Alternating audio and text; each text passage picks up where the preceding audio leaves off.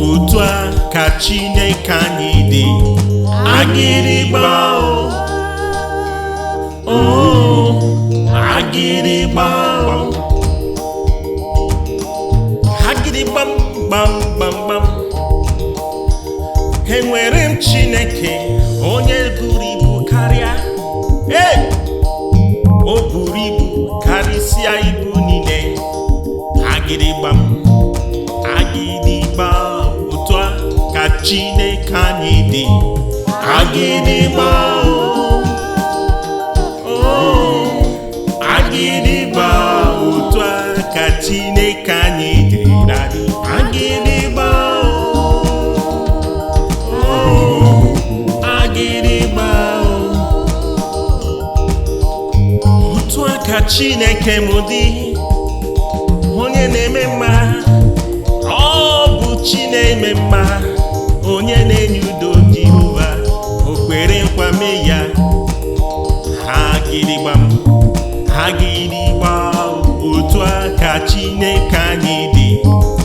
Agidigbao, oh, Agidigbao. Otua ka Chineke anyị dị. Agidigbao, oh, Agidigbao. Otua ka Chineke anyị dị. Agidigbao, oh, Agidigbao. Onye na-eme mma Chineke o kwere nkwa mee ya. Jehova ya wee Igbo. Agidigbam, Agidigbam, gbam, gbam. Agidigbam, gbam, gbam, gbam. Agidigbao. Otua ka Chineke m dị, Baba. Agidigbao, oh, Agidigbao. Otua ka Chineke anyị dị. Agidigbao, oh, Agidigbao. Otua ka Chineke anyị dị. Agidigbao, Agidigbao, oh, Agidigbao, Agidigbao. Chineke m buru ibu n'ezie, o buru ibu karịsịa. Ugwu niile nọ n'akụkụ m dadị. Agidigbam, gbam, gbam. Ah, Agidigbao. Otua ka Chineke anyị dị. Agidigbao, oh, Agidigbao. Otua ka Chineke anyị dị. Agidigbao, oh, Agidigbao. You know, the song literally means that our God is too big, heavier than the heaviest, you know, mightier than the mightiest. There is nothing to compare with such size. He's not just heavy, he's deep, huge, tall, mighty, omnipotent and omniscience is his name. I just want you to know that there is nothing that is heavier than your God. Your God is able. That is just what this song literally means. Because sometimes you see some situation that looks so strong, that makes your heart flee, and you kind of weary, you kind of got threatened by the things you see. But our God is too heavy. He is the mountain mover. He is the unshakable shaker. Hey, hey, hey. Otua ka Chineke anyị dị. Agidigbao, oh, Agidigbao. Otua ka Chineke anyị dị. Agidigbao, oh, Agidigbao, oh, Agidigbao, Agidigbao, oh, Agidigbao, Agidigbao, oh, Agidigbao. Chineke Anyi. Agidigbao, oh, Agidigbao. Otua ka Chineke Anyi dị. Agidigbao, oh, Agidigbao. Otua ka Chineke Anyi dị. Agidigbao, oh, Agidigbao. Otua ka Chineke m dị, onye na-eme mma. Ọ bụ Chi na-eme mma, onye na-enye udo. Jehova o kwere nkwa mee ya. Agidigbam, Agidigbao. Otua ka Chineke Anyi dị. Agidigbao, oh, Agidigbao. Otua ka Chineke Anyi dị. Agidigbao, oh, Agidigbao. Otua ka Chineke Anyi dị. Agidigbao, oh, Agidigbao. Onye na-eme mma Chineke o kwere nkwa mee ya. Jehova Yahweh.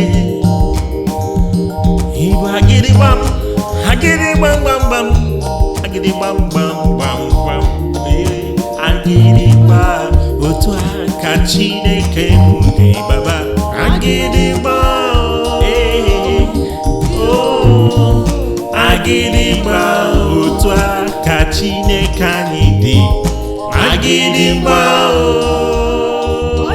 oh, Agidigbao. Otua ka Chineke Anyi dị. Agidigbao, Agidigbao, oh, Agidigbao, Agidigbao. Chineke m buru ibu n'ezie, o buru ibu karịsịa. Ugwu niile nọ n'akụkụ mụ dadị. Agidigbam gbam gbam, Agidigbao. Otua ka Chineke Anyi dị. Agidigbao, oh, Agidigbao. Otua ka Chineke Anyi dị. Agidigbao, oh, Agidigbao. You know, the song literally means that our God is too big, heavier than the heaviest, you know, mightier than the mightiest. There is nothing to compare with such size. He's not just heavy, he's deep, huge, tall, mighty, omnipotent and omniscience is his name. I just want you to know that there is nothing that is heavier than your God. Your God is able. That is just what this song literally means. Because sometimes you see some situation that looks so strong, that makes your heart flinch, and you kind of weary, you kind of got threatened by the things you see. But our God is too heavy. He is the mountain mover. He is the unshakable shaker. Hey, hey, hey. Otua ka Chineke Anyi. Agidigbao, Agidigbao. Otua ka Chineke Anyi. Agidigbao, oh, Agidigbao.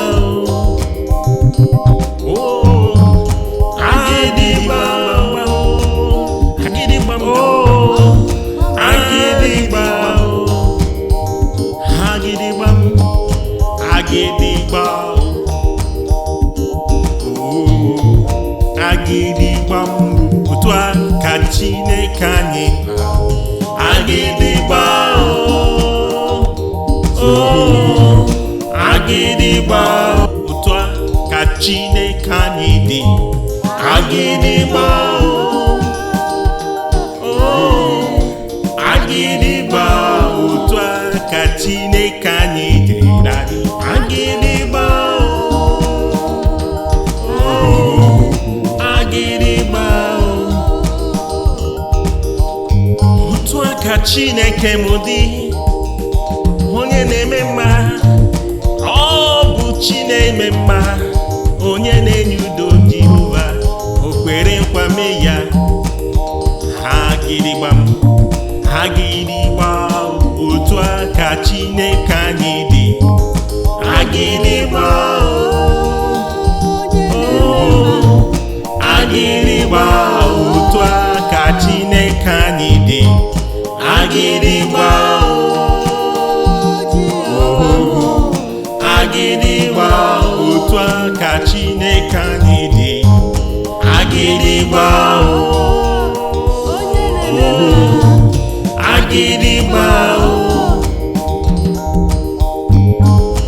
Onye na-eme mma Chineke, o kwere nkwa mee ya. Jehova Yahweh. Igbo agidigbam, agidigbam gbam gbam, agidigbam gbam gbam gbam. Agidigbao. Otua ka Chineke m dị baba. Agidigbao, Agidigbao. Otua ka Chineke Anyi dị. Agidigbao, Agidigbao. Otua ka Chineke Anyi dị. Agidigbao, Agidigbao, Agidigbao, Agidigbao. Chineke m buru ibu n'ezie, o buru ibu karịsịa. Ugwu niile nọ n'akụkụ mụ daddy. Agidigbam gbam gbam.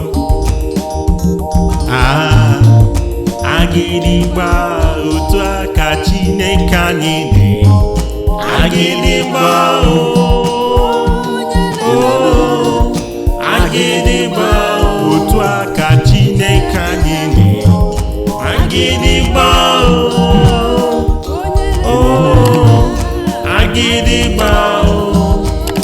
You know, the song literally means that our God is too big, heavier than the heaviest, you know, mightier than the mightiest. There is nothing to compare with such size. He's not just heavy, he's deep, huge, tall, mighty. Omnipotent and omniscience is his name. I just want you to know that there is nothing that is heavier than your God. Your God is able. That is just what this song literally means. Because sometimes you see some situation that looks so strong, that makes your heart flinch, and you kind of weary, you kind of got threatened by the things you see. But our God is too heavy. He is the mountain mover. He is the unshakable shaker. Hey, hey. Yeah. Otua ka Chineke Anyi dị. Agidigbao, Agidigbao. Otua ka Chineke Anyi dị. Agidigbao, Agidigbao.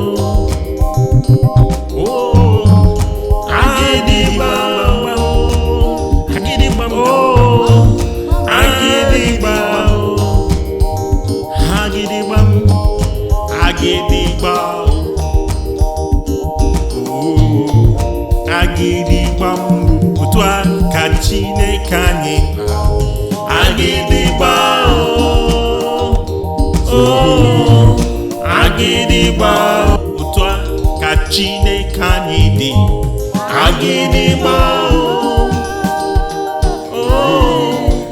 Agidigbao. Otua ka Chineke Anyi dị daddy. Agidigbao, Agidigbao. Otua ka Chineke m dị, onye na-eme mma. Ọ bụ Chi na-eme mma,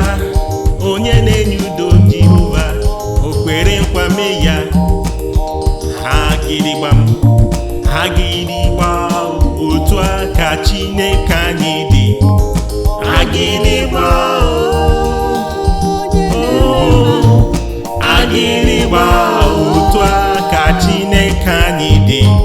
Agidigbao, oh, Agidigbao, Otua ka Chineke Anyi dị. Agidigbao, oh, Agidigbao. Onye na-eme ma Chineke o kwere kwame ya Jehova Yahweh.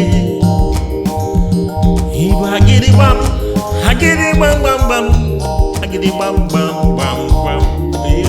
Agidigba, Otua ka Chineke dị baba. Agidigba, oh, Agidigba, Otua ka Chineke Anyi dị. Agidigbao, oh, Agidigbao, Otua ka Chineke Anyi dị. Agidigbao, Agidigbao, oh, Agidigbao, Agidigbao. Chineke m buru ibu n'ezie, o buru ibu karịsịa. Ugwu niile nọ n'akụkụ m daddy. Agidigbam gbam gbam, Agidigba, Otua ka Chineke Anyi dị. Agidigba,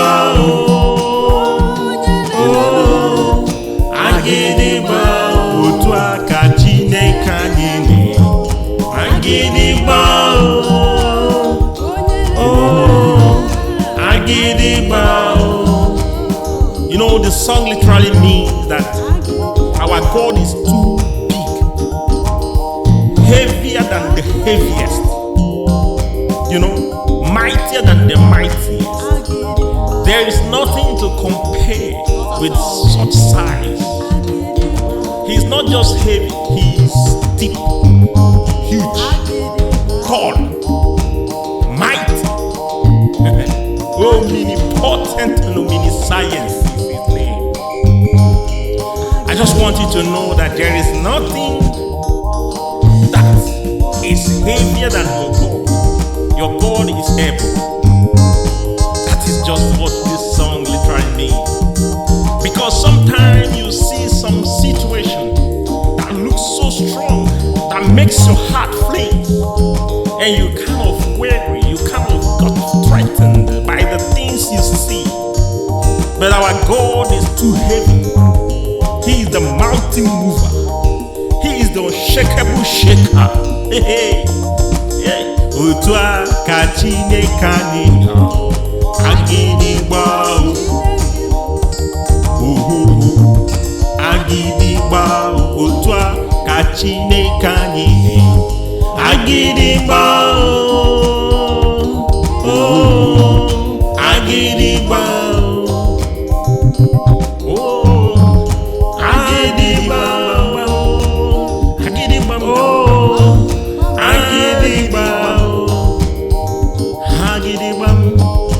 Agidigbao, oh, Agidigbao, Otua ka Chineke Anyi. Agidigbao, oh, Agidigbao, Otua ka Chineke Anyi dị. Agidigbao, oh, Agidigbao, Otua ka Chineke Anyi dị. Agidigbao, oh, Agidigbao, Otua ka Chineke m dị. Onye na-eme mma, ọ bụ Chi na-eme mma. Onye na-enye udo Jehova, o kwere nkwame ya. Agidigbam, Agidigbao, Otua ka Chineke Anyi dị. Agidigbao, oh, Agidigbao, Otua ka Chineke Anyi dị. Agidigbao, oh, Agidigbao, Otua ka Chineke Anyi dị. Agidigbao, Agidigbao, onye na-eme ma Chineke o kwere kwame ya Jehova Yahweh. Ibu agidigbam, agidigbam bam bam, agidigbam bam bam bam, agidigba Otua ka Chineke dị baba. Agidigba, oh, agidigba Otua ka Chineke Anyi dị. Agidigba, oh, agidigba Otua ka Chineke Anyi dị. Agidigba, agidigba, oh, agidigba, agidigba. Chineke m buru ibu n'ezie, o buru ibu karịsịa. Ugwu niile nọ n'akụkụ mụ daddy. Agidigbam gbam gbam, agidigba Otua ka Chineke Anyi dị. Agidigba, oh, agidigba Otua ka Chineke Anyi dị. Agidigba, oh, agidigba. You know, the song literally means that our God is too big, heavier than the heaviest, you know, mightier than the mightiest. There is nothing to compare with such size. He's not just heavy, he's deep, huge, tall, mighty, omnipotent and omniscience is his name.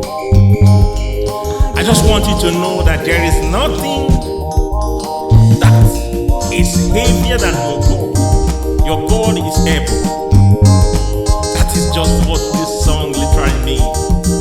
Because sometimes you see some situation that looks so strong, that makes your heart flinch, and you kind of weary, you kind of got threatened by the things you see. But our God is too heavy. He is the mountain mover. He is the unshakable shaker. Hey, hey, yeah. Otua ka Chineke Anyi dị. Agidigbao, agidigbao Otua ka Chineke Anyi dị. Agidigbao, oh, agidigbao, oh, agidigbao, agidigbao, oh, agidigbao, agidigbao, agidigbao, oh, agidigbao Otua ka Chineke Anyi. Agidigbao, oh, agidigbao Otua ka Chineke Anyi dị. Agidigbao, oh, agidigbao Otua ka Chineke Anyi dị. Agidigbao, oh, agidigbao Otua ka Chineke m dị. Onye na-eme mma, ọ bụ Chi na-eme mma. Onye na-enye udo Jehova, o kwere nkwame ya. Agidigbam, agidigbao Otua ka Chineke Anyi dị. Agidigbao, oh, agidigbao Otua ka Chineke Anyi dị. Agidigbao, oh, agidigbao Otua ka Chineke Anyi dị. Agidigbao, oh, agidigbao. Onye na-eme ma Chineke o kwere kwame ya Jehova Yahweh. Ibu agidigbam, Agidigbam gbam gbam gbam.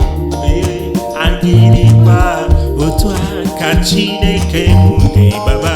Agidigbao, oh, Agidigbao Otua ka Chineke Anyi dị. Agidigbao, oh, Agidigbao Otua ka Chineke Anyi dị. Agidigbao, Agidigbao, oh, Agidigbao. Chineke m buru ibu n'ezie, o buru ibu karịsịa. Ugwu niile nọ n'akụkụ mụ dadị. Agidigbam gbam gbam. Agidigbao Otua ka Chineke Anyi dị. Agidigbao, oh, Agidigbao Otua ka Chineke Anyi dị. Agidigbao, oh, Agidigbao. You know, the song literally means that our God is too big, heavier than the heaviest, you know, mightier than the mightiest. There is nothing to compare with such size. He's not just heavy, he's deep, huge, tall, mighty, omnipotent and omniscience is his name. I just want you to know that there is nothing that is heavier than your God. Your God is able. That is just what this song literally means. Because sometimes you see some situation that looks so strong, that makes your heart flee, and you kind of weary, you kind of got threatened by the things you see. But our God is too heavy. He is the mountain mover. He is the unshakable shaker. Hey, hey, hey. Otua ka Chineke Anyi dị. Agidigbao, Agidigbao Otua ka Chineke Anyi dị. Agidigbao, oh, Agidigbao, oh, Agidigbao, Agidigbao, oh, Agidigbao, Agidigbao, Agidigbao, oh, Agidigbao Otua ka Chineke Anyi dị. Agidigbao, oh, Agidigbao Otua ka Chineke Anyi dị. Agidigbao, oh, Agidigbao Otua ka Chineke Anyi dị. Agidigbao, oh, Agidigbao Otua ka Chineke m dị. Onye na-eme mma, ọ bụ Chi na-eme mma. Onye na-enye udo Jehova, o kwere nkwa mee ya. Agidigbam, Agidigbao Otua ka Chineke Anyi dị. Agidigbao, oh, Agidigbao Otua ka Chineke Anyi dị. Agidigbao, oh, Agidigbao Otua ka Chineke Anyi dị. Agidigbao, oh, Agidigbao.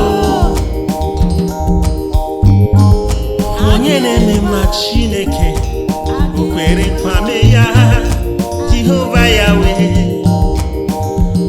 Igbo Agidigbam, Agidigbam gbam gbam, Agidigbam gbam gbam gbam. Agidigbao Otua ka Chineke dị Baba. Agidigbao, oh, Agidigbao Otua ka Chineke Anyi dị. Agidigbao,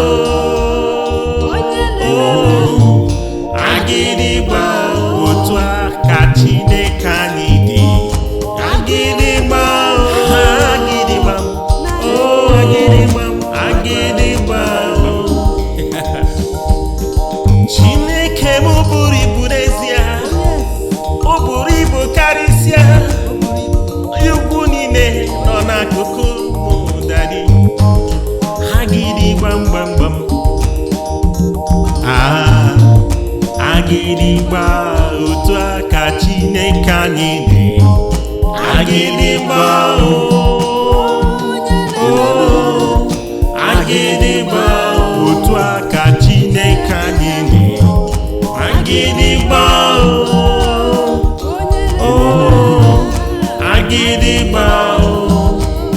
You know, the song literally means that our God is too big, heavier than the heaviest, you know, mightier than the mightiest. There is nothing to compare with such size. He's not just heavy, he's deep, huge, tall, mighty, omnipotent and omniscience is his name.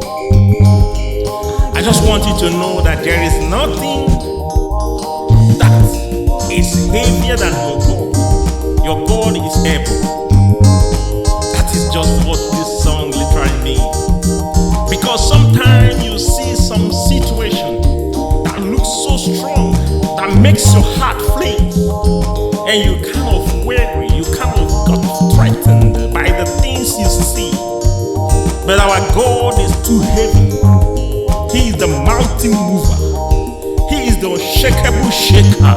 Hey. Otua ka Chineke anyị dị. Agidigbao.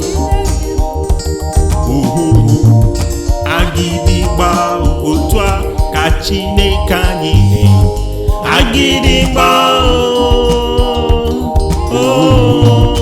Agidigbao.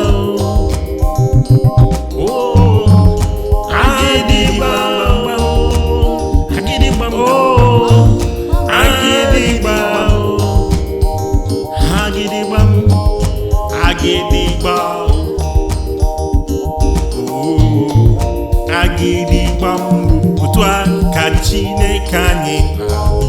Agidigbao, Agidigbao, Otua ka Chineke anyị dị. Agidigbao, Agidigbao, Otua ka Chineke anyị dị. Agidigbao.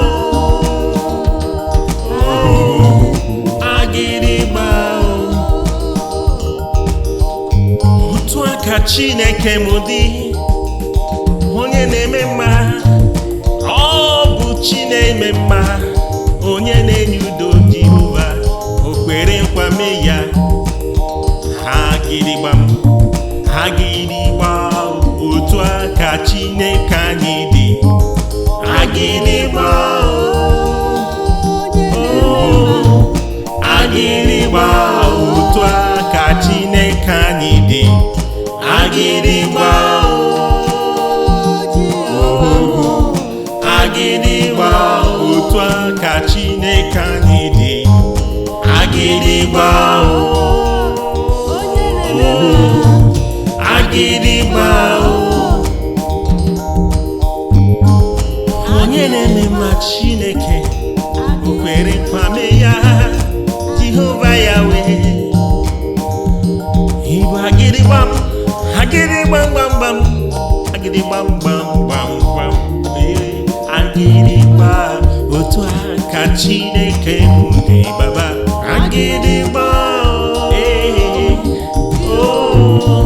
Agidigbao, Otua ka Chineke anyị dị.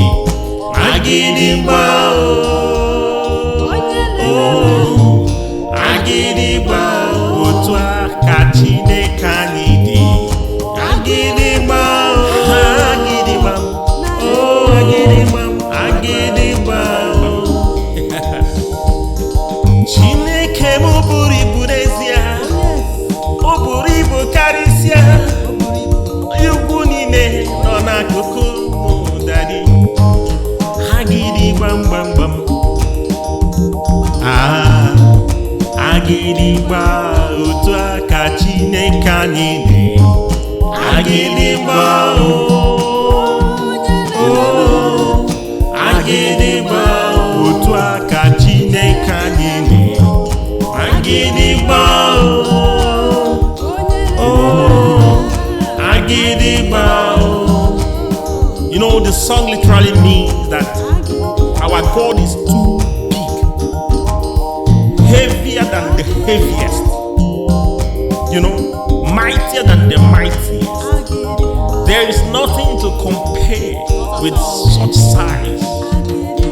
He's not just heavy, he's deep, huge, tall, mighty, omnipotent and omniscience is his name. I just want you to know that there is nothing that is heavier than your God. Your God is able. That is just what this song literally means. Because sometimes you see some situation that looks so strong, that makes your heart flinch, and you kind of weary, you kind of got threatened by the things you see. But our God is too heavy. He is the mountain mover. He is the unshakable shaker. Hey, hey, hey. Otua ka Chineke Anyi, Agidigbao, Agidigbao. Otua ka Chineke Anyi, Agidigbao, oh, Agidigbao.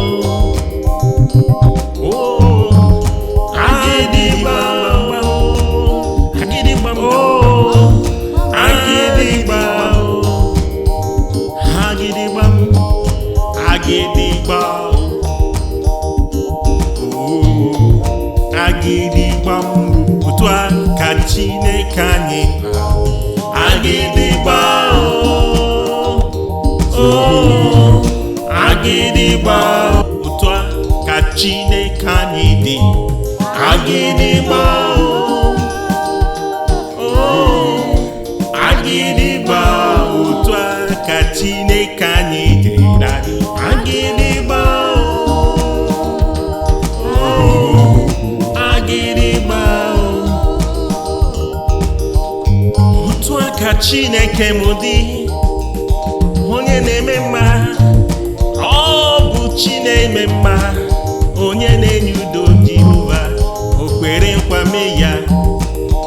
Agidigbao, Agidigbao. Otua ka Chineke Anyi dị, Agidigbao, oh, Agidigbao. Otua ka Chineke Anyi dị, Agidigbao, oh, Agidigbao. Otua ka Chineke Anyi dị, Agidigbao, oh, Agidigbao. Onye na-eme mma Chineke, o kwere nkwa mee ya, Jehova Yahweh. Igbo Agidigbam, Agidigbam gbam gbam, Agidigbam gbam gbam gbam, Agidigbao. Otua ka Chineke m dị, Baba.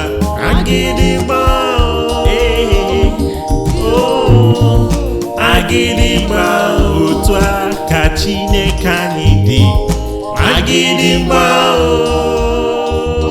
oh, Agidigbao. Otua ka Chineke Anyi dị, Agidigbao, Agidigbao, oh, Agidigbao, Agidigbao. Chineke m buru ibu n'ezie, o buru ibu karịsịa, ugwu niile nọ n'akụkụ mụ dadị. Agidigbam gbam gbam, Agidigbao. Otua ka Chineke Anyi dị, Agidigbao, oh, Agidigbao. Otua ka Chineke Anyi dị, Agidigbao, oh, Agidigbao. You know, the song literally means that our God is too big, heavier than the heaviest, you know, mightier than the mightiest. There is nothing to compare with such size. He's not just heavy, he's deep, huge, tall, mighty, omnipotent and omniscience is his name. I just want you to know that there is nothing that is heavier than your God. Your God is able. That is just what this song literally means. Because sometimes you see some situation that looks so strong, that makes your heart flinch, and you kind of weary, you kind of got threatened by the things you see. But our God is too heavy. He is the mountain mover. He is the unshakable shaker. Hey, hey. Otua ka Chineke Anyi Agidigbao. Agidigbao. Otua ka Chineke Anyi Agidigbao. Oh, Agidigbao.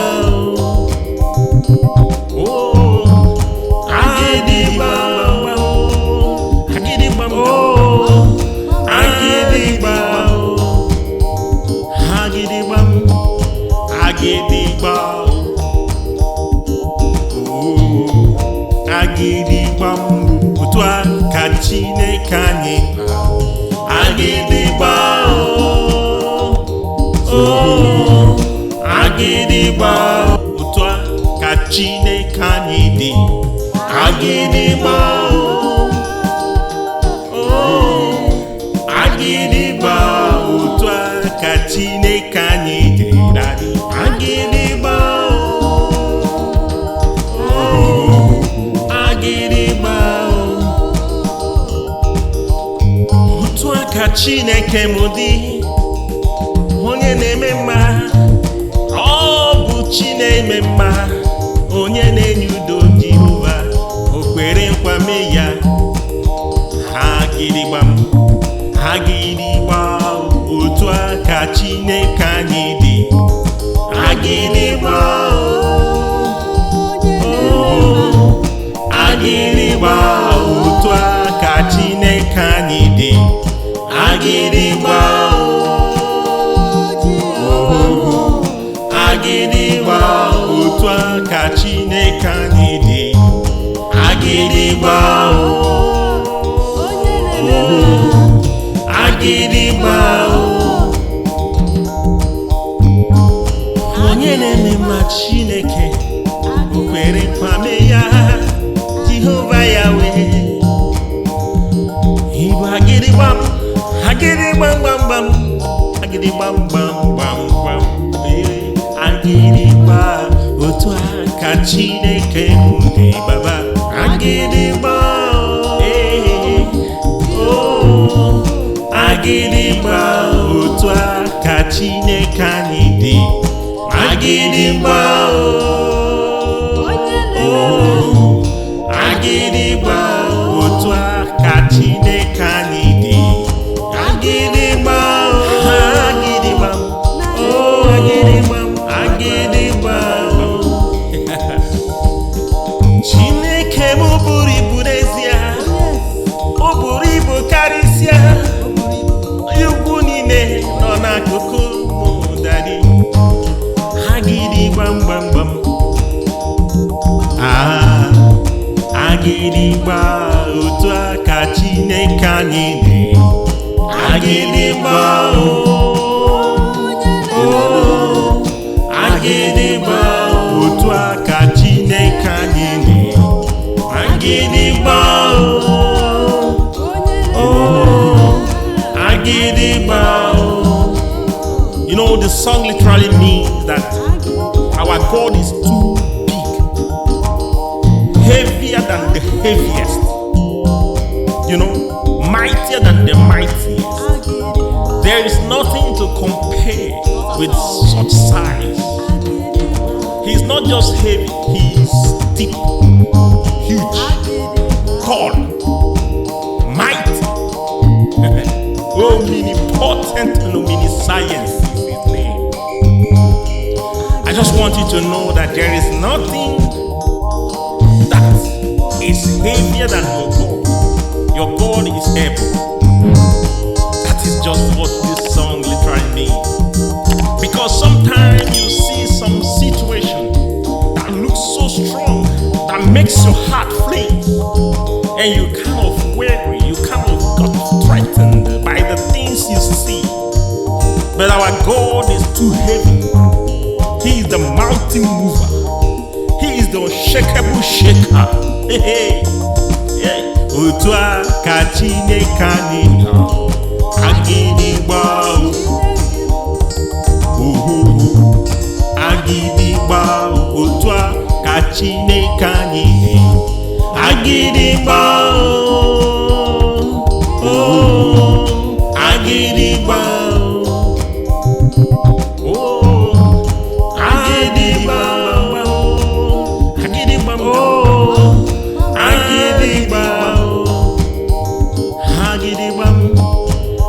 Agidigbao, Agidigbao, Otua ka Chineke Anyi Agidigbao, Agidigbao, Otua ka Chineke Anyi dị Agidigbao, Agidigbao, Otua ka Chineke Anyi dị Agidigbao, Agidigbao. Otua ka Chineke m dị, onye na-eme mma, ọ bụ Chi na-eme mma, onye na-enye udo Jehova, o kwere nkwa mee ya. Agidigbao, Agidigbao, Otua ka Chineke Anyi dị Agidigbao, Agidigbao, Otua ka Chineke Anyi dị Agidigbao, Agidigbao, Otua ka Chineke Anyi dị Agidigbao, Agidigbao. Onye na-eme mma Chineke, o kwere nkwa mee ya. Jehova Yahweh, Igbo Agidigbam, Agidigbam gbam gbam, Agidigbam gbam gbam gbam. Agidigbao, Otua ka Chineke dị Baba Agidigbao, Agidigbao, Otua ka Chineke Anyi dị Agidigbao, Agidigbao, Otua ka Chineke Anyi dị Agidigbao, Agidigbao, Agidigbao, Agidigbao. Chineke m buru ibu n'ezie, o buru ibu karịsịa. Ugwu niile nọ n'akụkụ mụdadị Agidigbam gbam gbam. Agidigbao, Otua ka Chineke Anyi dị Agidigbao, Agidigbao, Otua ka Chineke Anyi dị Agidigbao, Agidigbao. You know, the song literally means that our God is too big, heavier than the heaviest, you know, mightier than the mightiest. There is nothing to compare with such size. He's not just heavy, he's deep, huge, tall, mighty. Omnipotent and omniscience is his name. I just want you to know that there is nothing that is heavier than your God. Your God is able. That is just what this song literally means. Because sometimes you see some situation that looks so strong, that makes your heart flinch,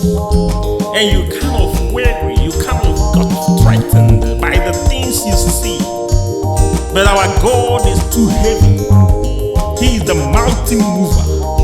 He is the unshakable shaker. Hey, hey. Yeah. Otua ka Chineke Anyi nọ. Agidigbao.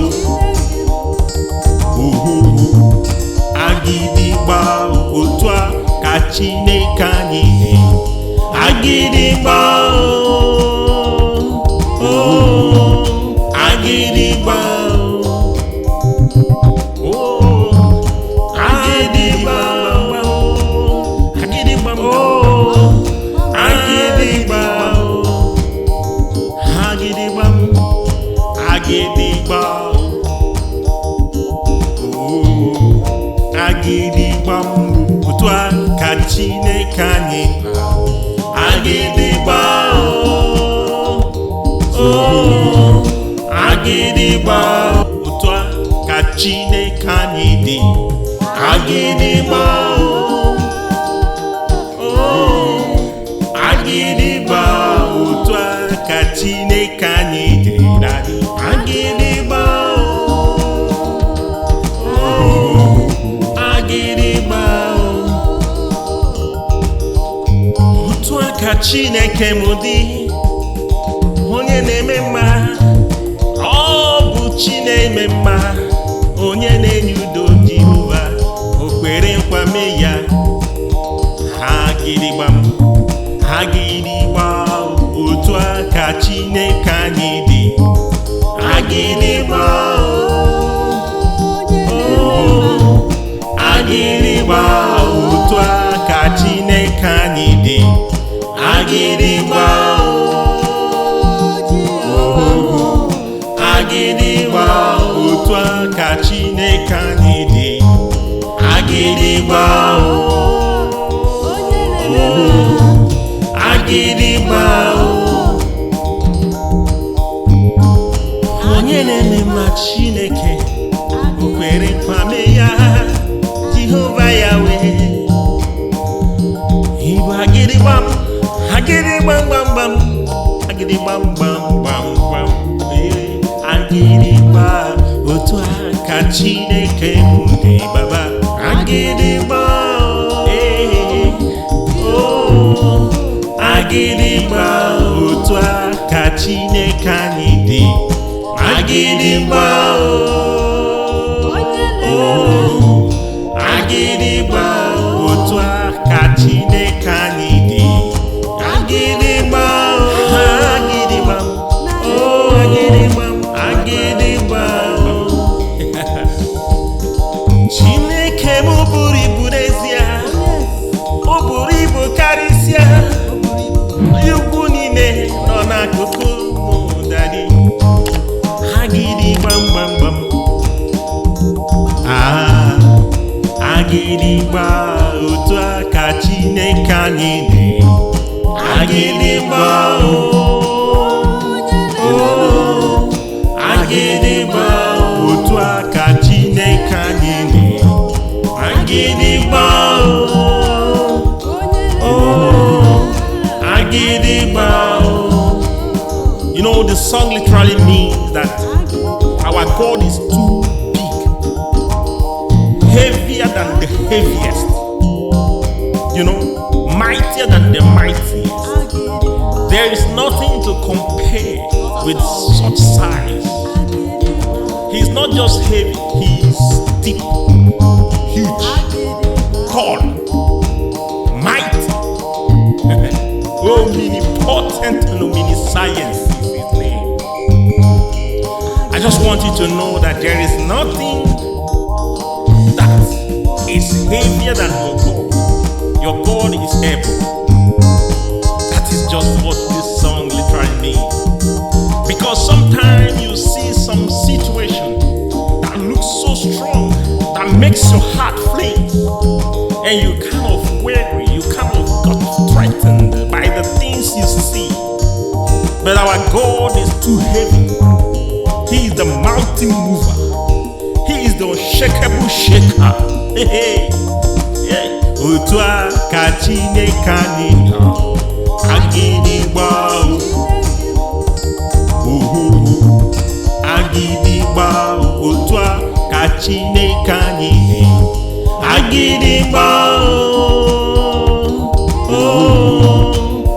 Agidigbao. Oh, Agidigbao. Agidigbao. Agidigbao. Agidigbao. Agidigbao. Oh, Agidigbao. Otua ka Chineke Anyi. Agidigbao. Oh, Agidigbao. Otua ka Chineke Anyi dị. Agidigbao. Oh, Agidigbao. Otua ka Chineke Anyi dị. Agidigbao. Oh, Agidigbao. Otua ka Chineke m dị. Onye na-eme mma, ọ bụ Chi na-eme mma. Onye na-enye udo Jehova, o kwere nkwa mee ya. Agidigbam, Agidigbao. Otua ka Chineke Anyi dị. Agidigbao. Oh, Agidigbao. Otua ka Chineke Anyi dị. Agidigbao. Agidigbao. Otua ka Chineke Anyi dị. Agidigbao. Agidigbao. Onye na-eme mma Chineke, o kwere nkwa mee ya. Jehova Yahweh. Igbo Agidigbam. Agidigbam gbam gbam. Agidigbam gbam gbam gbam. Agidigbao. Otua ka Chineke m dị baba. Agidigbao. Oh, Agidigbao. Otua ka Chineke Anyi dị. Agidigbao. Oh, Agidigbao. Otua ka Chineke Anyi dị. Agidigbao. Agidigbao. Oh, Agidigbao. Agidigbao. Chineke m buru ibu n'ezie. O buru ibu karịsịa. Ugwu niile nọ n'akụkụ mụ dadị. Agidigbam gbam gbam. Agidigbao. Otua ka Chineke Anyi dị. Agidigbao. Oh, Agidigbao. Otua ka Chineke Anyi dị. Agidigbao. Oh, Agidigbao. You know, the song literally means that our God is too big, heavier than the heaviest, you know, mightier than the mightiest. There is nothing to compare with such size. He's not just heavy, he's deep, huge, tall, mighty, omnipotent and omniscience is his name. I just want you to know that there is nothing that is heavier than your God. Your God is able. That is just what this song literally means. Because sometimes you see some situation that looks so strong, that makes your heart flee, and you kind of weary, you kind of got threatened by the things you see. But our God is too heavy. He is the mountain mover. He is the unshakable shaker. Hey, hey, hey. Otua ka Chineke Anyi dị. Agidigbao. Agidigbao. Otua ka Chineke Anyi dị. Agidigbao. Oh, Agidigbao. Oh, Agidigbao. Agidigbao. Oh, Agidigbao. Agidigbao. Agidigbao. Oh, Agidigbao. Agidigbao, Otua ka Chineke Anyi. Agidigbao, oh, Agidigbao, Otua ka Chineke Anyi dị. Agidigbao, oh, Agidigbao, Otua ka Chineke Anyi dị. Agidigbao, oh, Agidigbao, Otua ka Chineke m dị. Onye na-eme mma, ọ bụ Chi na-eme mma. Onye na-enye udo Jehova, o kwere nkwa mee ya. Agidigbao, Agidigbao, Otua ka Chineke Anyi dị. Agidigbao, oh, Agidigbao, Otua ka Chineke Anyi dị. Agidigbao, oh, Agidigbao, Otua ka Chineke Anyi dị. Agidigbao, oh, Agidigbao, onye na-eme mma Chineke, o kwere nkwa mee ya. Jehova Yahweh, Igbo Agidigbao, Agidigbao gbam gbam, Agidigbao gbam gbam gbam, Agidigbao, Otua ka Chineke dị Baba. Agidigbao, oh, Agidigbao, Otua ka Chineke Anyi dị. Agidigbao, oh, Agidigbao, Otua ka Chineke Anyi dị. Agidigbao, Agidigbao, oh, Agidigbao, Agidigbao. Chineke m buru ibu n'ezie, o buru ibu karịsịa. Ugwu niile nọ n'akụkụ mụ dadị. Agidigbao gbam gbam, Agidigbao, Otua ka Chineke Anyi dị. Agidigbao, oh, Agidigbao, Otua ka Chineke Anyi dị. Agidigbao, oh, Agidigbao. You know, the song literally means that our God is too big, heavier than the heaviest, you know, mightier than the mightiest. There is nothing to compare with such size. He's not just heavy, he's deep, huge, tall, mighty, omnipotent and omniscience is his name. I just want you to know that there is nothing that is heavier than your God. Your God is able. That is just what this song literally means. Because sometimes you see some situation that looks so strong, that makes your heart flinch, and you kind of weary, you kind of got threatened by the things you see.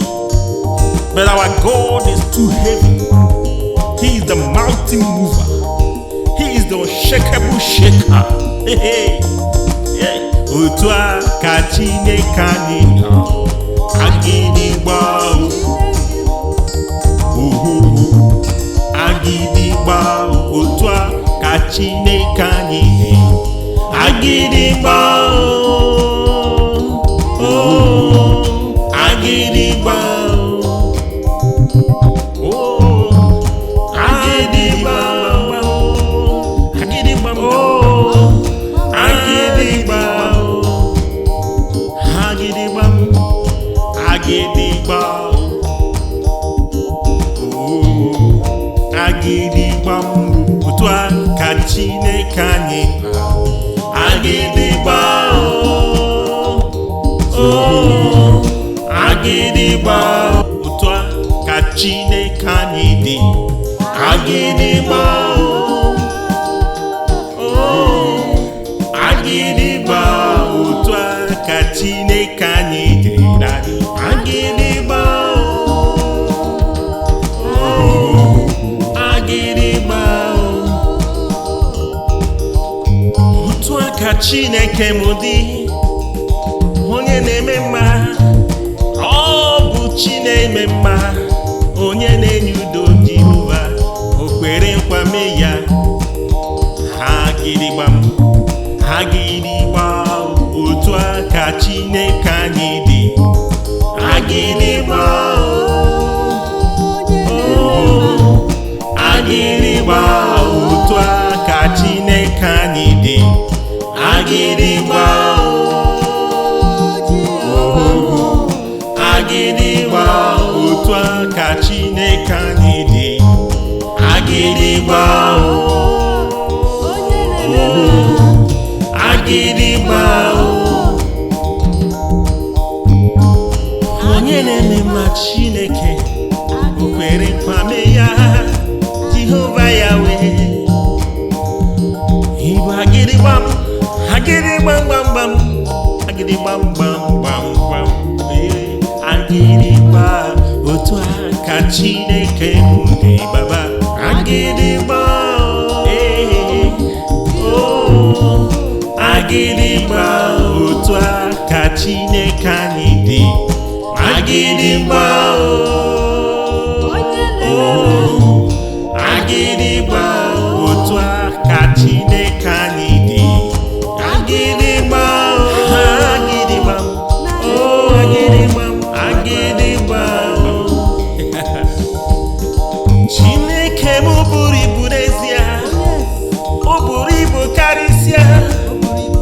Ugwu niile nọ n'akụkụ mụ daddy. Agidigbam gbam gbam,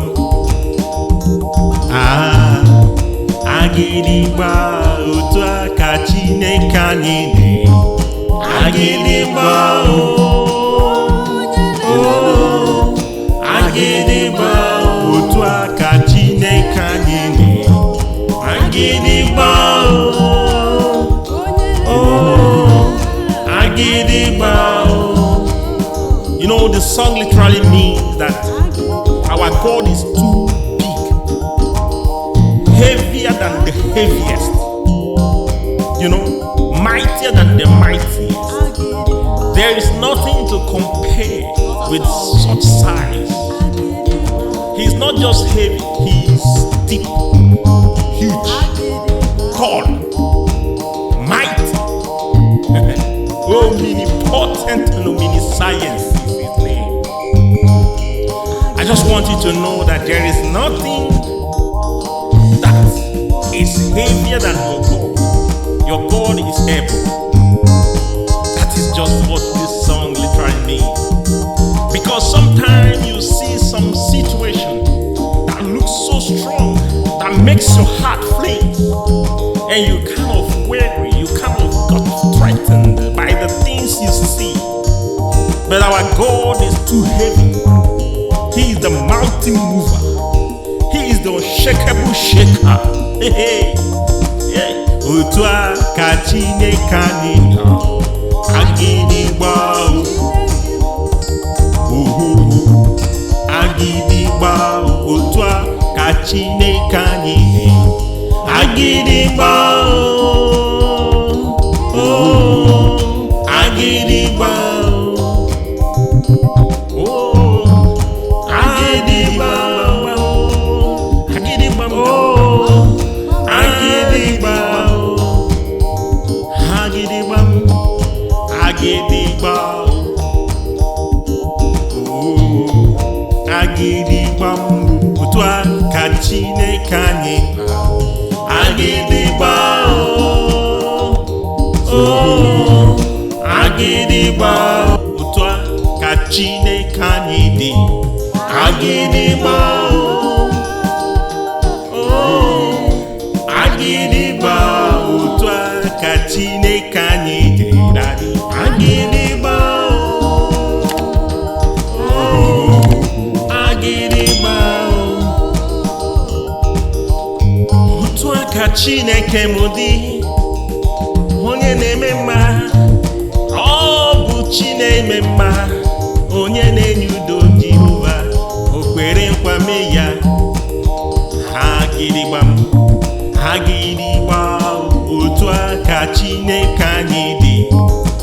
Agidigbao, oh, Agidigbao, Otua ka Chineke Anyi dị. Agidigbao, oh, Agidigbao, Otua ka Chineke Anyi dị. Agidigbao, oh, Agidigbao. Onye na-eme ma Chineke o kwere kwame ya Jehova Yahweh. Ibu agidigbam, agidigbam gbam gbam, agidigbam gbam gbam gbam. Agidigba, Otua ka Chineke dị baba. Agidigba,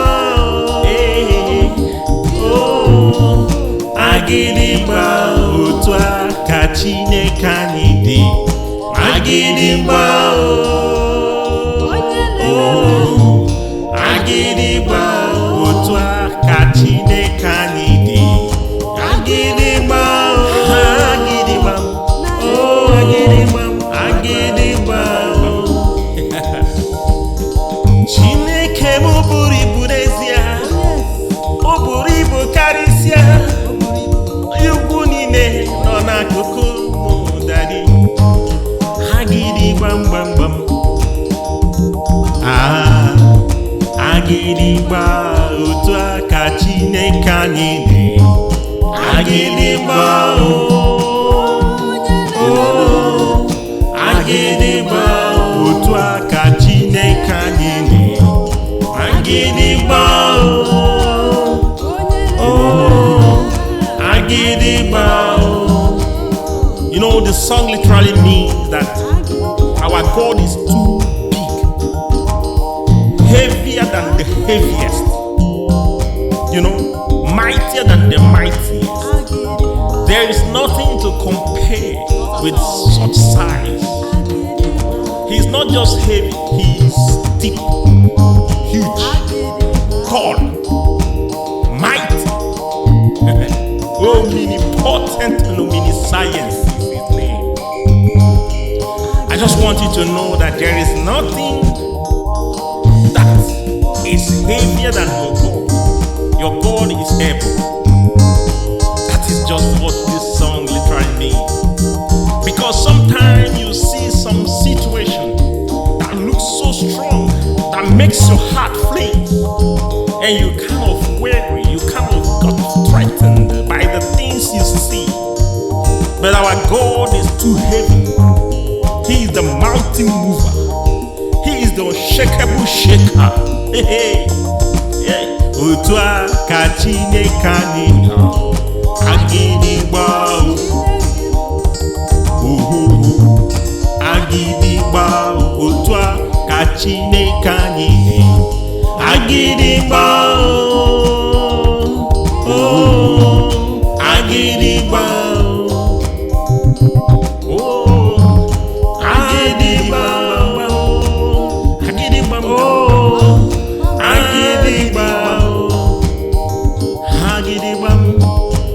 Agidigbao, oh, Agidigbao, Otua ka Chineke Anyi. Agidigbao, oh, Agidigbao, Otua ka Chineke Anyi dị. Agidigbao, oh, Agidigbao, Otua ka Chineke Anyi dị. Agidigbao, oh, Agidigbao, Otua ka Chineke m dị. Onye na-eme mma, ọ bụ Chi na-eme mma. Onye na-enye udo Jehova, o kwere nkwame ya. Agidigbam, Agidigbao, Otua ka Chineke Anyi dị. Agidigbao, oh, Agidigbao, Otua ka Chineke Anyi dị. Agidigbao.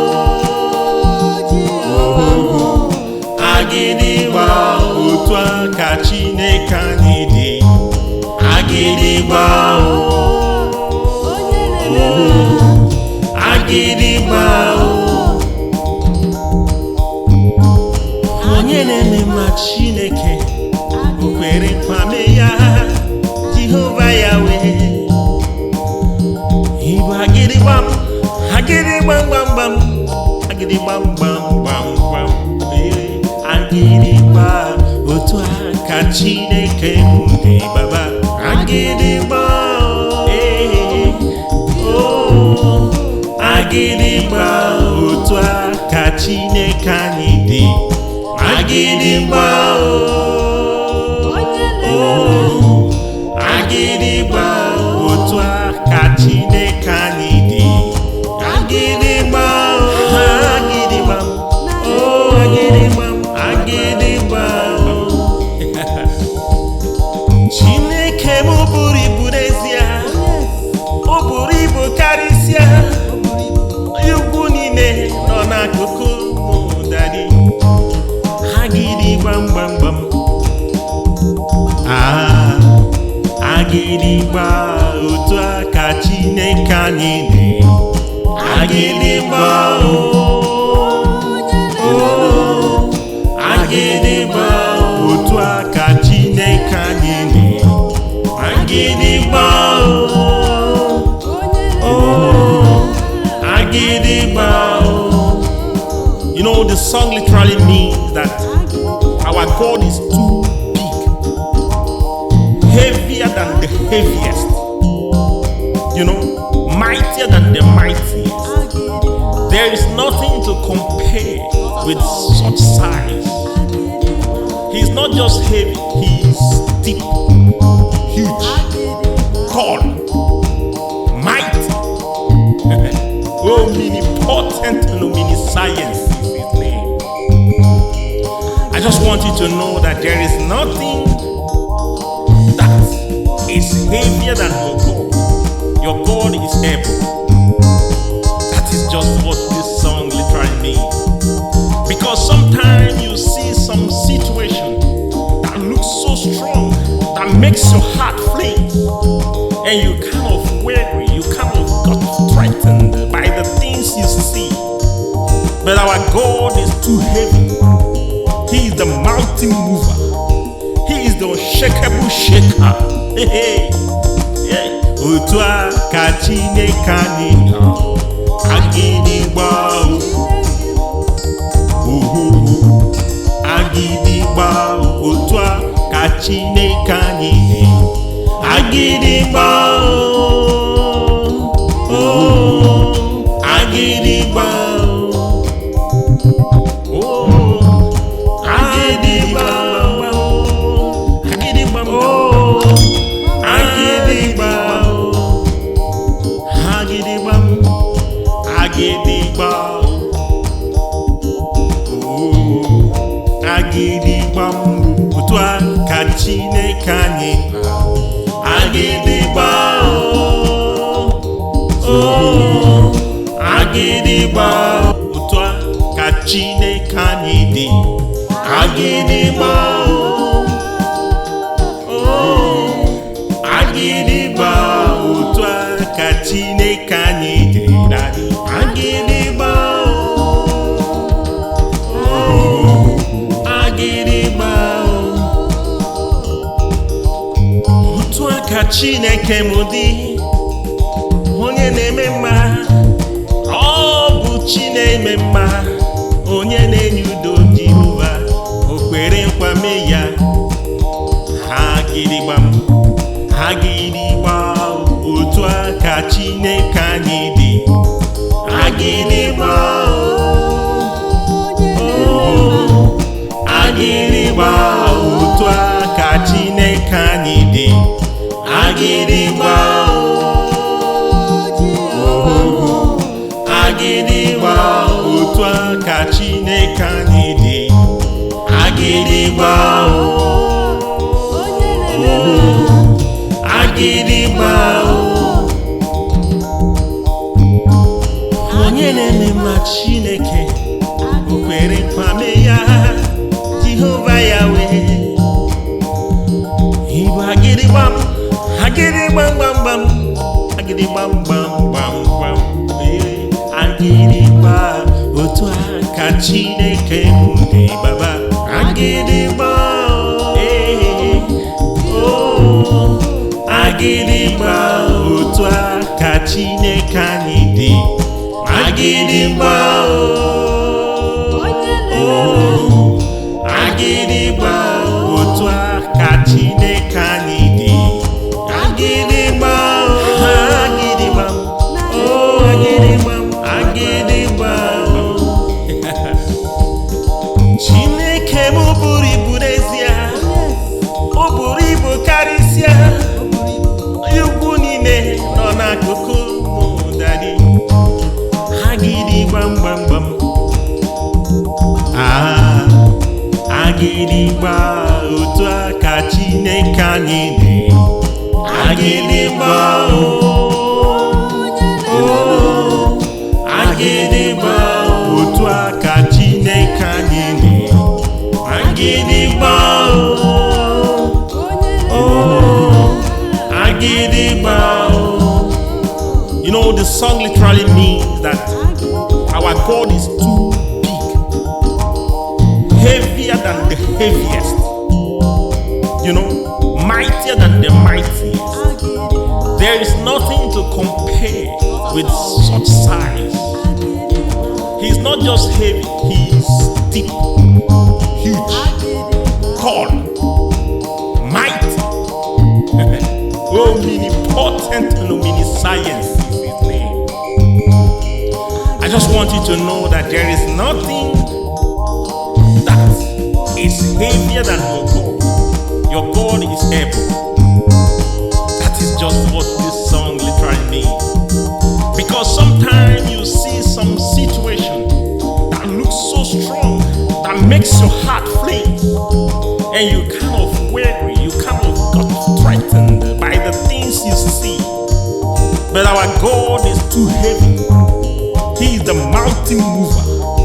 He is the unshakable shaker. Hey, hey, hey. Otua ka Chineke Anyi dị. Agidigbao, agidigbao, Otua ka Chineke Anyi dị. Agidigbao, oh, agidigbao, oh, agidigbao, agidigbao, oh, agidigbao, agidigbao, agidigbao, oh, agidigbao, Otua ka Chineke Anyi. Agidigbao, oh, agidigbao, Otua ka Chineke Anyi dị. Agidigbao, oh, agidigbao, Otua ka Chineke Anyi dị. Agidigbao, oh, agidigbao, Otua ka Chineke m dị. Onye na-eme mma, ọ bụ Chi na-eme mma. Onye na-enye udo, Jehova, o kwere nkwa mee ya. Agidigbam, agidigbao, Otua ka Chineke Anyi dị. Agidigbao, oh, agidigbao, Otua ka Chineke Anyi dị. Agidigbao, oh, agidigbao, Otua ka Chineke Anyi dị. Agidigbao, oh, agidigbao. Onye na-eme mma Chineke, o kwere nkwa mee ya. Jehova Yahweh. Igbo agidigbam, agidigbam gbam gbam, agidigbam gbam gbam gbam, agidigba, Otua ka Chineke dị baba. Agidigba, oh, agidigba, Otua ka Chineke Anyi dị. dị. Agidigbao, Agidigbao, Otua ka Chineke anyị dị. Agidigbao, Agidigbao, Agidigbao, Agidigbao. Chineke m buru ibu n'ezie, o buru ibu karịsịa. Ugwu niile nọ n'akụkụ mụ dadị. Agidigbam gbam gbam. Agidigbao, Otua ka Chineke anyị dị. Agidigbao, Agidigbao, Otua ka Chineke anyị dị. Agidigbao, Agidigbao. You know, the song literally means that our God is too big, heavier than the heaviest, you know, mightier than the mightiest. There is nothing to compare with such size. He's not just heavy, he's deep, huge, tall, mighty, omnipotent and omniscience is his name.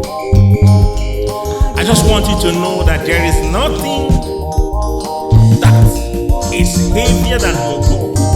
Your God is able. That is just what this song literally means. Because sometimes you see some situation that looks so strong, that makes your heart flee, and you kind of weary, you kind of got threatened by the things you see. But our God is too heavy. He is the mountain mover. He is the unshakable shaker. Hey, hey, hey. Otua ka Chineke anyị dị. Agidigbao,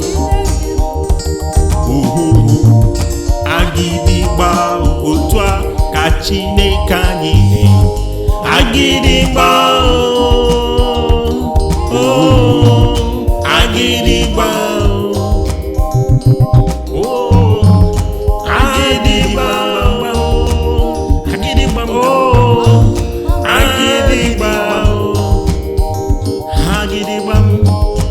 Agidigbao, Agidigbao, Otua ka Chineke anyị. Agidigbao, Agidigbao, Otua ka Chineke anyị dị. Agidigbao, Agidigbao, Otua ka Chineke anyị dị. Agidigbao, Agidigbao, Otua ka Chineke m dị. Onye na-eme mma, ọ bụ Chi na-eme mma. Onye na-enye udo, Jehova, o kwere nkwa mee ya. Agidigbam, Agidigbao, Otua ka Chineke anyị dị. Agidigbao, Agidigbao, Otua ka Chineke anyị dị. Agidigbao, Agidigbao, Otua ka Chineke anyị dị. Agidigbao, Agidigbao. Onye na-eme mma Chineke, o kwere nkwa mee ya. Jehova ya wee. Igbo Agidigbam, Agidigbam gbam gbam, Agidigbam gbam gbam gbam. Agidigbao, Otua ka Chineke m dị baba. Agidigbao, Agidigbao, Otua ka Chineke anyị dị. Agidigbao, Agidigbao, Otua ka Chineke anyị dị. Agidigbao, Agidigbao, Agidigbao, Agidigbao.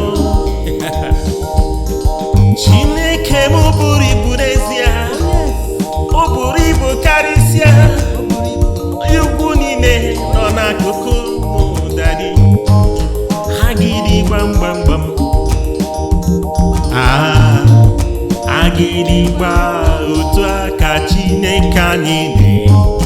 Agidigbao, oh, Agidigbao, Otua ka Chineke Anyi dị. Agidigbao, oh, Agidigbao. You know, the song literally means that our God is too big, heavier than the heaviest, you know, mightier than the mightiest. There is nothing to compare with such size. He's not just heavy, he's deep, huge, tall, mighty, omnipotent and omniscience is his name. I just want you to know that there is nothing that is heavier than your God. Your God is able. That is just what this song literally means. Because sometimes you see some situation that looks so strong, that makes your heart flinch, and you kind of weary, you kind of got threatened by the things you see. But our God is too heavy. He is the mountain mover. He is the unshakable shaker. Hey, hey, hey. Otua ka Chineke Anyi. Agidigbao. Agidigbao. Otua ka Chineke Anyi. Agidigbao. Oh, Agidigbao.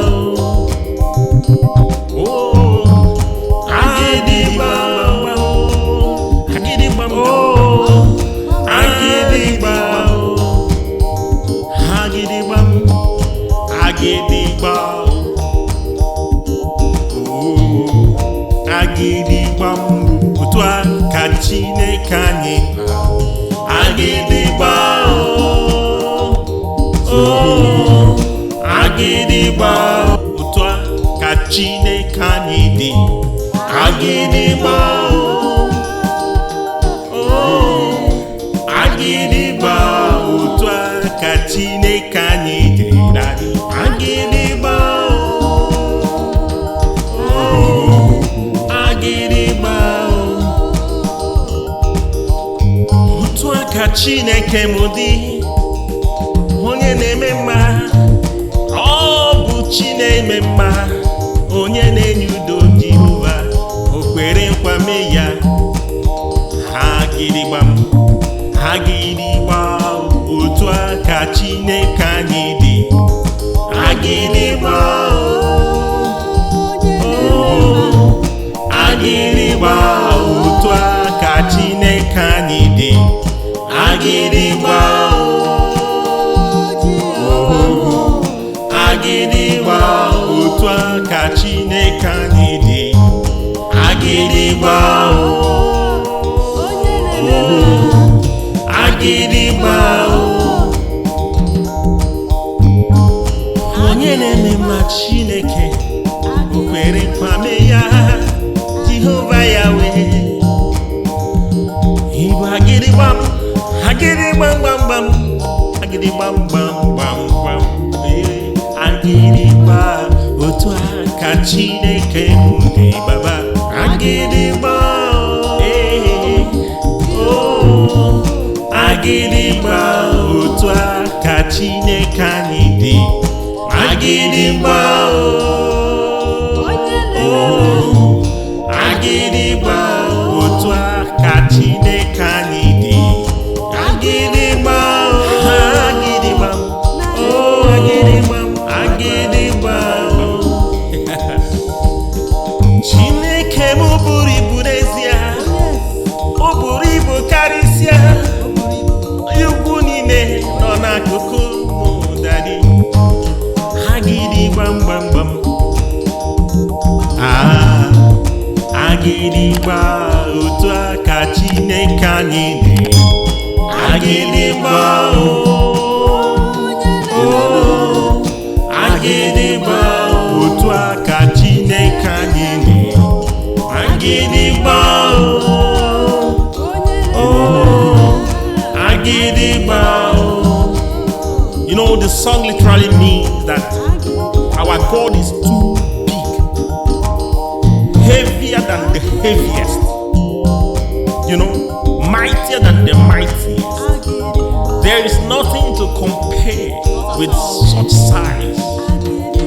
He's not just heavy, he's deep, huge, tall, mighty, omnipotent and omniscience is his name.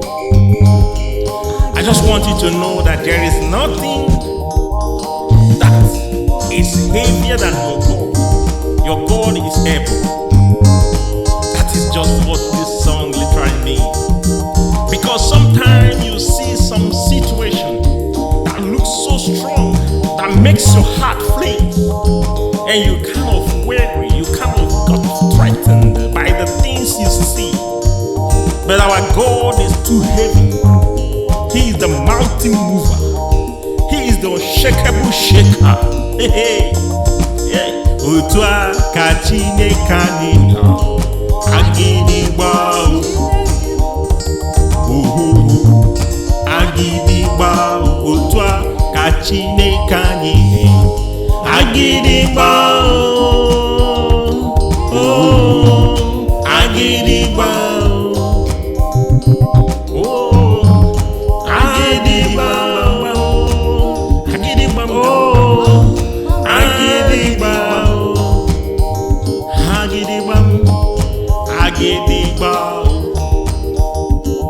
Oh, Agidigbao.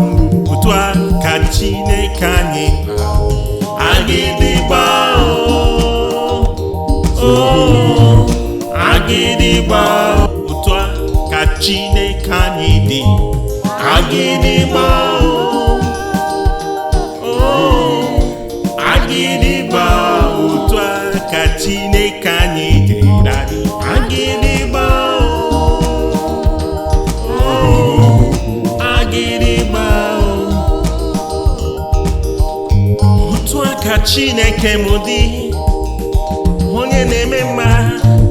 Ọ bụ Chi na-eme mma, onye na-enye udo Jehova. O kwere nkwa mee ya. Agidigbao. Agidigbao. Otua ka Chineke Anyi dị Agidigbao. Oh, Agidigbao. Otua ka Chineke Anyi dị Agidigbao.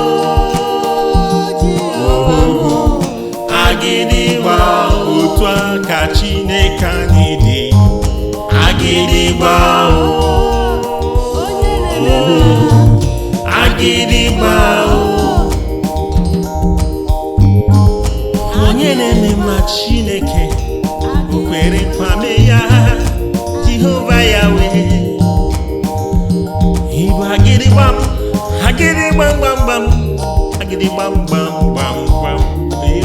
Agidigbao. Otua ka Chineke m dị Baba Agidigbao. Oh, Agidigbao. Otua ka Chineke Anyi dị Agidigbao. Oh, Agidigbao. Otua ka Chineke Anyi dị Agidigbao. Agidigbao. Oh, Agidigbao. Agidigbao. Chineke m buru ibu n'ezie. O buru ibu karịsịa. Ugwu niile nọ n'akụkụ m dadị. Agidigbam gbam gbam. Agidigbao. Otua ka Chineke Anyi dị Agidigbao. Oh, Agidigbao. Otua ka Chineke Anyi dị Agidigbao. Oh, Agidigbao. You know, the song literally means that our God is too big, heavier than the heaviest, you know, mightier than the mightiest. There is nothing to compare with such size. He's not just heavy, he's deep, huge, tall, mighty, omnipotent and omniscience is his name. I just want you to know that there is nothing that is heavier than your God. Your God is able. That is just what this song literally means. Because sometimes you see some situation that looks so strong, that makes your heart flinch, and you kind of weary, you kind of got threatened by the things you see. But our God is too heavy. He is the mountain mover. He is the unshakable shaker. Hey, hey. Otua ka Chineke Anyi Agidigbao. Agidigbao. Otua ka Chineke Anyi Agidigbao. Oh, Agidigbao. Oh, Agidigbao. Agidigbao. Oh, Agidigbao. Agidigbao. Oh, Agidigbao. Otua ka Chineke Anyi Agidigbao. Oh, Agidigbao. Otua ka Chineke Anyi dị Agidigbao. Oh, Agidigbao. Otua ka Chineke Anyi dị Agidigbao. Oh, Agidigbao. Otua ka Chineke m dị onye na-eme mma. Ọ bụ Chi na-eme mma, onye na-enye udo Jehova. O kwere nkwa mee ya. Agidigbao. Agidigbao. Otua ka Chineke Anyi dị Agidigbao. Oh, Agidigbao. Otua ka Chineke Anyi dị Agidigbao. Oh, Agidigbao. Otua ka Chineke Anyi dị Agidigbao. Oh, Agidigbao.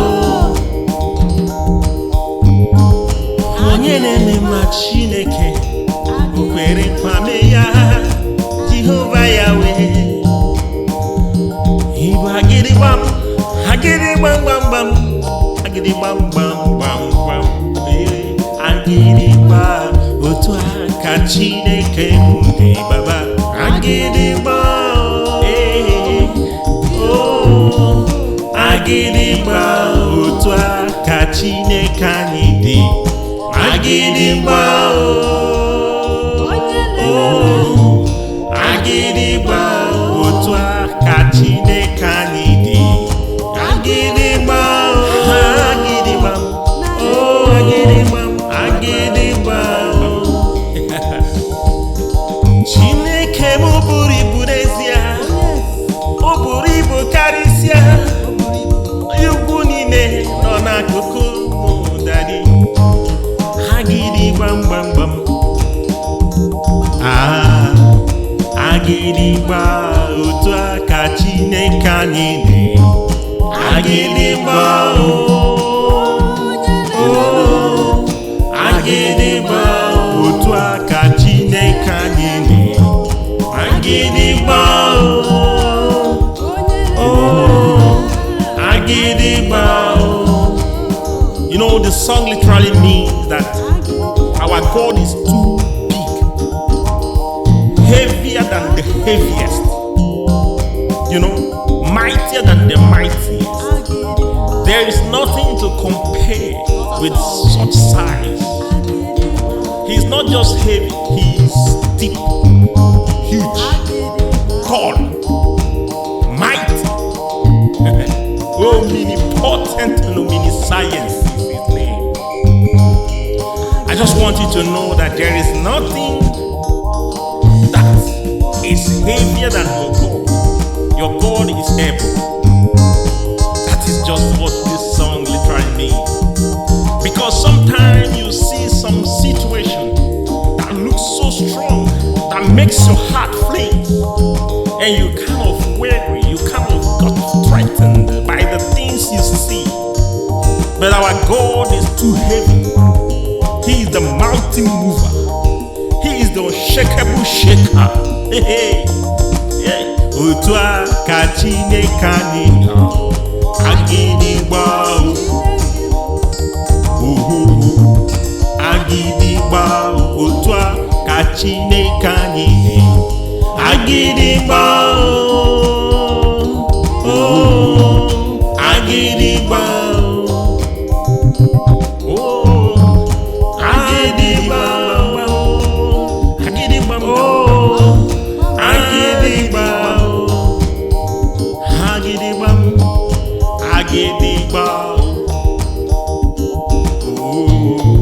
Agidigbao, Otua ka Chineke Anyi, Agidigbao, oh, Agidigbao, Otua ka Chineke Anyi, Agidigbao, oh, Agidigbao, Otua ka Chineke Anyi, Agidigbao, oh, Agidigbao, Otua ka onye nwe anyị ha.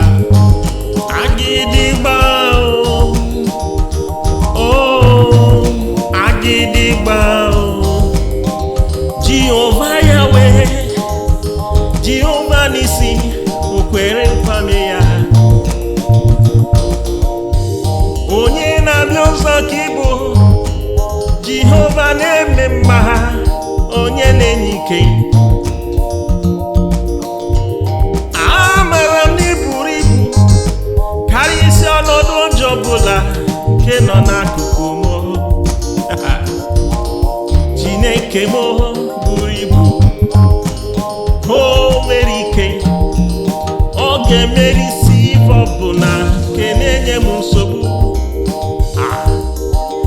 Agidigbam bam bam bam, Agidigbao, Agidigbao.